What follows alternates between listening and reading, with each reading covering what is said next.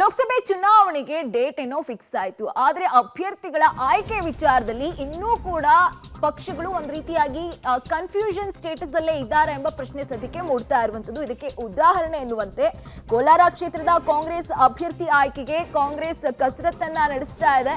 ಮುನಿಯಪ್ಪ ಬಣ ಹಾಗೂ ರಮೇಶ್ ಕುಮಾರ್ ಜೊತೆ ಸಿಎಂ ಹಾಗೂ ಡಿಸಿಎಂ ಸುದೀರ್ಘ ಸಭೆಯನ್ನ ನಡೆಸಿದ್ದಾರೆ. ಕೋಲಾರ ಅಭ್ಯರ್ಥಿ ಆಯ್ಕೆ ವಿಚಾರ ಈಗ ಹೈಕಮಾಂಡ್ ಅಂಗಳಕ್ಕೆ ತಲುಪುವಂತಹ ಸಾಧ್ಯತೆ ಇದೆ.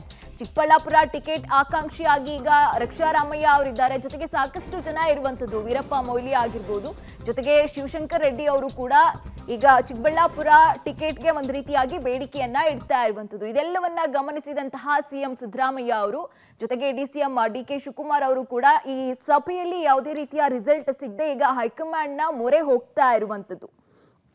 ಕೋಲಾರ ಕ್ಷೇತ್ರದ ಕಾಂಗ್ರೆಸ್ ಅಭ್ಯರ್ಥಿ ಆಯ್ಕೆಗೆ ಒಂದ್ ರೀತಿಯಾಗಿ ಕಸರತ್ತು ಇನ್ನೂ ನಡೀತಾ ಇದೆಯಾ ಎಂಬ ಚರ್ಚೆ ಸದ್ಯಕ್ಕೆ ಮೂಡ್ತಾ ಇರುವಂತದ್ದು.